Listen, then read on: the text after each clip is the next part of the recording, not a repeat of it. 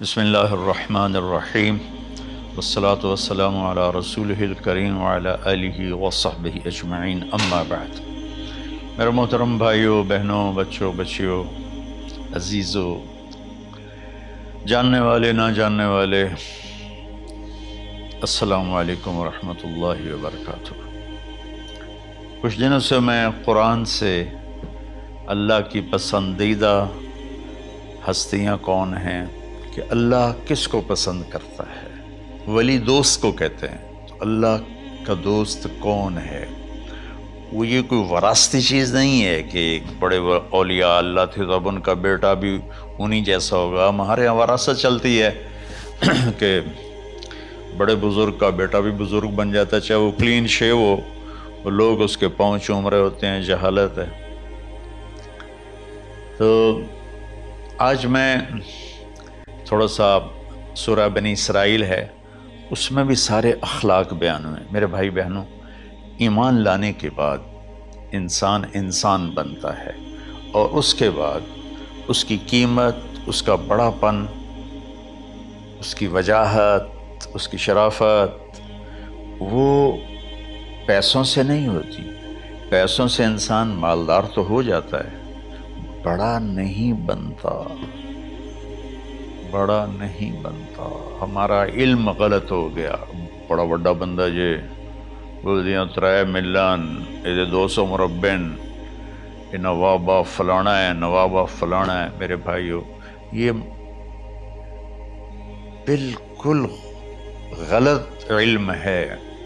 بڑا وہ ہے جسے اللہ پسند کرے، بڑا وہ ہے جو میرے نبی کی زندگی کے پیچھے چلے، بڑا وہ ہے جس سے اللہ تعالیٰ راضی ہو جائے، باقی سب چھوٹے چھوٹے ہیں۔ تو آج ایک تیسری جگہ سے میں کچھ باتیں قرآن سے عرض کروں گا جن کا تعلق ہمارے ایمان سے بھی ہے، اخلاق سے بھی ہے۔ وہ ہے بسم اللہ الرحمن الرحیم، وَقَضَىٰ رَبُّكَ أَلَّا تَعْبُدُوا إِلَّا إِيَّاهُ بِالْوَالِدَيْنِ إِحْسَانًا إِمَّا يَبْلُغَنَّ عِندَكَ الْكِبَرَ أَحَدُهُمَا أَوْ كِلَاهُمَا فَلَا تَقُل لَّهُمَا أُفٍّ وَلَا تَنْهَرْهُمَا وَقُل لَّهُمَا قَوْلًا كَرِيمًا وَاخْفِضْ لَهُمَا جَنَاحَ الذُّلِّ مِنَ الرَّحْمَةِ وَقُل رَّبِّ ارْحَمْهُمَا كَمَا رَبَّيَانِي صَغِيرًا۔ یہ بہت بڑا مضمون ہے۔ اللہ نے قرآن بھر دیا والدین کے خدمت کے لیے، والدین کی اطاعت کے لیے، والدین کی ماننے کے لیے۔ پہلا جملہ ہے اور تیرے رب نے فیصلہ کیا، ایک مطلب۔ دوسرا، اور تیرے رب نے حکم کیا کہ بندگی صرف اللہ کی ہے، بندگی صرف اللہ کی ہے۔ عبد اسے کہتے ہیں جو ہر بات پہ سر جھکا دے، عبد اسے کہتے ہیں جو ہر بات پہ بچھ جائے، اس کو عبد کہتے ہیں۔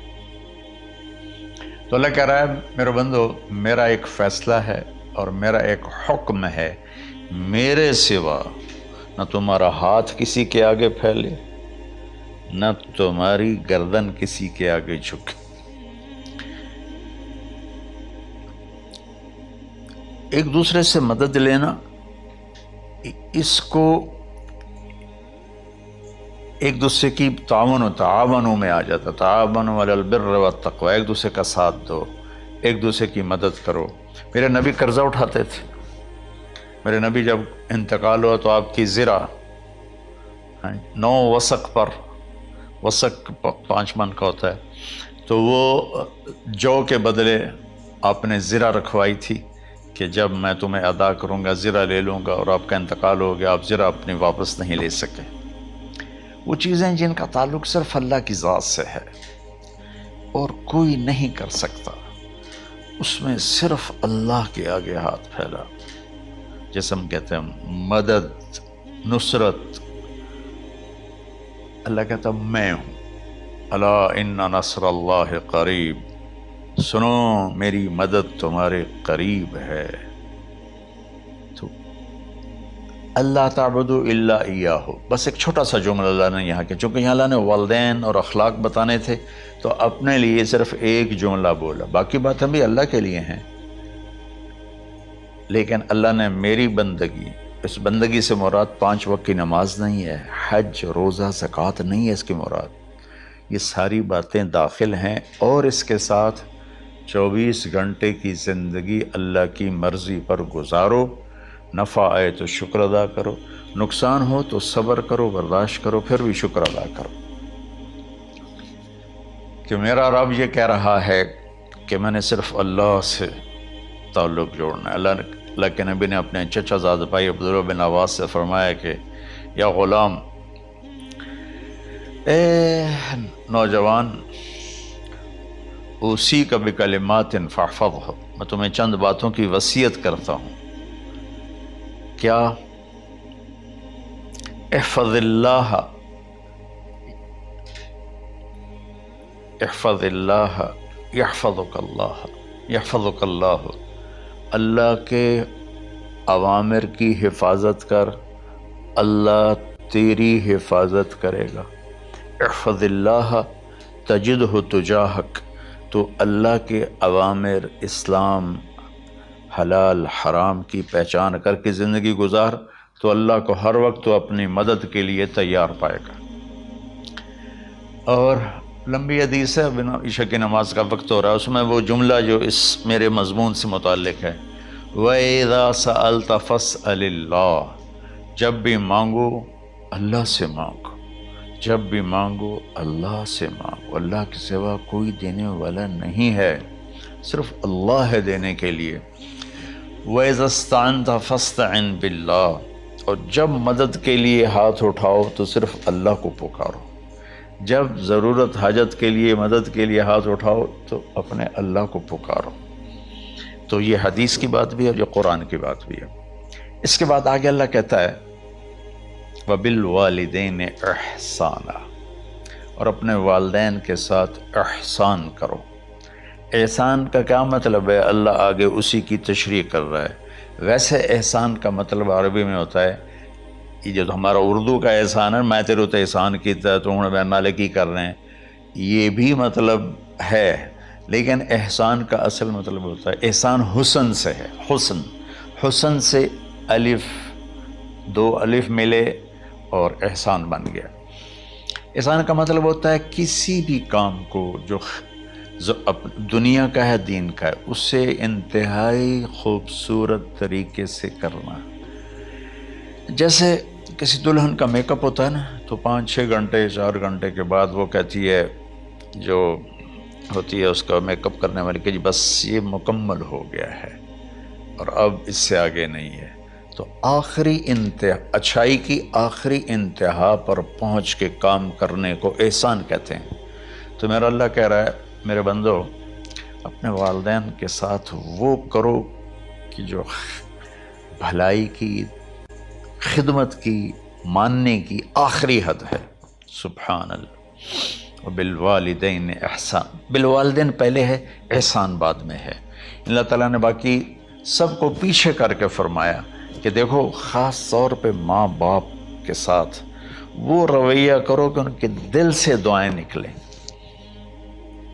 چند دن پہلے ایک والد یوں ہاتھ اٹھا کے کہہ رہا تھا اپنے بیٹے، اکلوتا بیٹا، میں منگنا اللہ کو لو، اللہ تینوں چاہ لگے۔ باپ بیٹے کے لیے یہ دعا مانگ رہا تھا اور بیٹا اکیلا ہے، یہ بد دعا باپ کر رہا تھا۔ تو بھائیو، ایسی اولاد نہ بنو جس ماں نے پیٹ میں 9 مہینے اٹھایا، پھر جننے کی تکلیف برداشت کی۔ ایک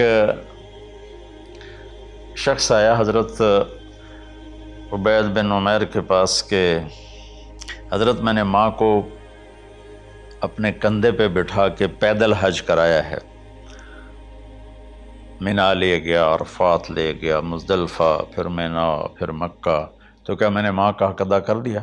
میں نے فرمایا ولا تلقۃ واحدہ، بیٹا ابھی ایک تلقہ کا حق بھی ادا نہیں ہو۔ تلقہ کسے کہتے ہیں؟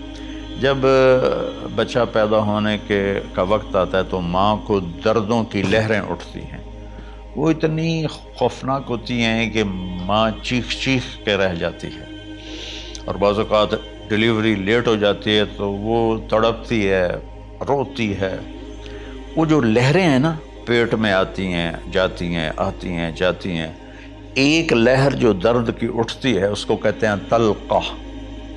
میں قربان جاؤں، انہوں نے فرمایا بیٹا ابھی تیری ماں نے جو تجھے جنا تھا اس وقت جو تجھے درد، وہ تیری ماں نے درد کی لہریں برداشت کی تھیں، اس میں سے ایک لہر کا بھی حق ادا نہیں ہوا، یعنی کہ حق ادا ہو ہی نہیں سکتا۔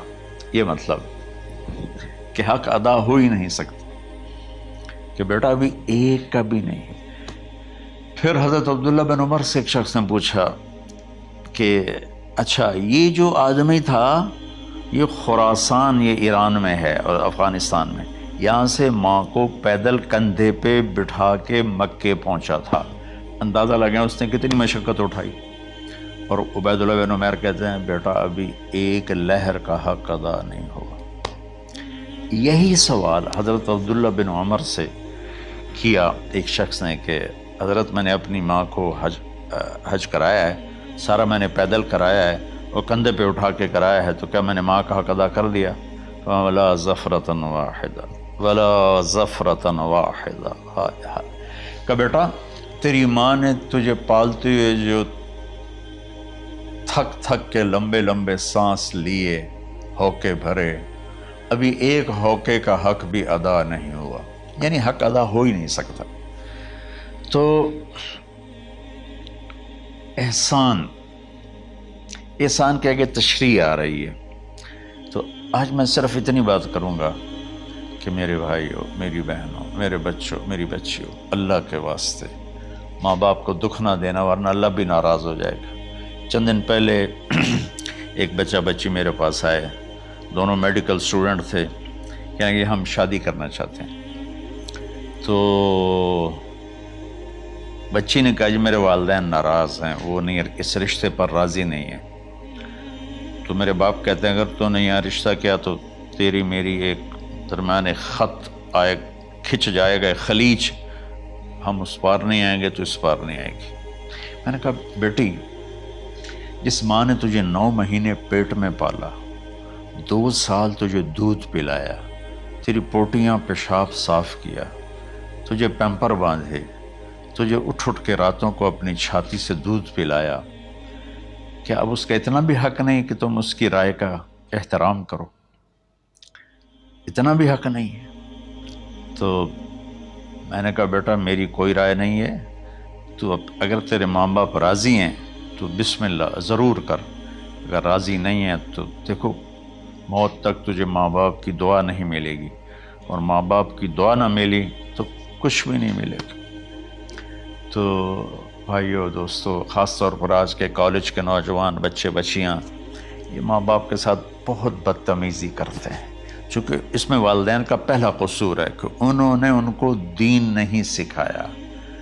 بچپن میں انگلش میڈیم سکول، پھر او لیول، پھر اے لیول، تو انہیں کیا پتہ ماں کون ہے باپ کون ہے۔ ایک پرانی بات ہے، ایک شخص اپنے بیٹے کو لے کر آیا کہ یہ میرا بچہ ہے اور یہ فلاں جگہ شادی کرنا چاہتا ہے اور ہم میں سے کسی کی رائے نہیں ہے اور یہ مانتا نہیں ہے، اور اس کے ساتھ اس نے نا دھاڑے مار کے رونا شروع کیا۔ تو میں نے بچے کو دیکھا تو یوں کر کے بیٹھا تھا، اس کا باپ رو رہا ہے، ہچ کیوں تو ایسے بیٹھا ہو۔ تو مجھے اچانک خیال آیا، میں نے کہا شیخ صاحب اس کو کہاں پڑھایا تھا؟ کہا جی امریکن اسکول۔ اس کے بعد کہ جو اس کے بعد آسٹریلیا بھیجا تھا مزید تعلیم کے لیے۔ ان کے شیخ صاحب اس بچے کا کوئی قصور نہیں، آپ کا قصور ہے، اس کو تو پتہ ہی نہیں میری ماں کیا ہے میرا باپ کیا ہے۔ ایک ہماری تہذیب تھی وہ ختم ہو گئی ہے، اس میں علم نہیں بھی تھا تو ماں باپ کا۔ میں نے اپنی آنکھوں سے دیکھا، میں نے اپنے دادا کو دیکھا لیکن مجھے یاد نہیں، لیکن جو میرے دادا کے چھوٹے بھائی تھے ان کو میں سنبھلتا ہوں، ان کو میں نے دیکھا ہے، 3ری 4تھی جماعت تک میں تھا، 61 میں ان کا انتقال ہوا، میری 9 سال عمر تھی، تو 8 سال۔ ان کے بیٹے جوان تھے، اور ڈیرے میں جب وہ بیٹھتے تھے تو ان کے بچے ان کے سامنے نہیں بیٹھتے تھے، ان کی پیٹھ کے پیچھے بیٹھتے تھے۔ اتنا ادب، حالانکہ چاروں کے چاروں دین نہیں جانتے تھے، تہذیب تھی، ثقافت تھی، جو آج کی تہذیب نے ہم سے سب کچھ چھین لیا۔ اب بھی آپ جاؤ بیٹا تھر پار کر میں گیا ہوں 2-3 دفعہ، اور وہاں مسلمان نہیں، ہندو عورتیں جب گاڑی گزرتی ہے تو گھونگھٹ کو نیچے کر لیتی ہیں، اپنا چہرے کو فوراً چھپا لیتی ہیں۔ تو خیر بہرحال میں نے کہا شیخ صاحب اس بچے کا قصور نہیں، آپ کا قصور ہے، تو میرے بچوں اپنے ماں باپ کو خوش کرو، راضی کرو۔ ان کا راضی ہونا اللہ کی رضا ہے۔ میں اس کی تفصیل انشاءاللہ آگے بتاؤں گا، آج میں صرف اتنا ہی میں نے تمہید باندھی ہے کہ ماں باپ کا کیا مقام ہے، ان کی کیا عزت ہے۔ ایک شخص آیا، یا رسول اللہ میرا باپ میرے پوچھے بغیر میرا مال خرچ کر لیتا ہے۔ آپ نے کہا بلاؤ، چونکہ بچے کا ذاتی مال اگر ہو تو شرع کے لحاظ سے باپ پوچھ کے استعمال کرے، بغیر پوچھے استعمال نہ کرے۔ جب اسے پتہ چلا کہ میرے بیٹے نے شکایت کی ہے تو عرب کی شاعری تو مشہور تھی، انہیں دل میں کچھ اشعار پڑھے۔ جو آیا تو جبریل پہلے آ گئے، یا رسول اللہ اللہ تعالیٰ کہہ رہے ہیں آپ اس سے پوچھیں وہ شعر بتاؤ جو تیرے کانوں نے تو نہیں سنے، تیرے دل میں آئے تھے اور اللہ نے سن لیے۔ تو اللہ کے نبی نے فرمایا بھائی تیرا انشاءاللہ کیس سنتے ہیں، لیکن پہلے وہ شعر سناؤ جو تم نے تو نہیں کہے زبان سے پر اللہ نے سن لیے ہیں۔ تو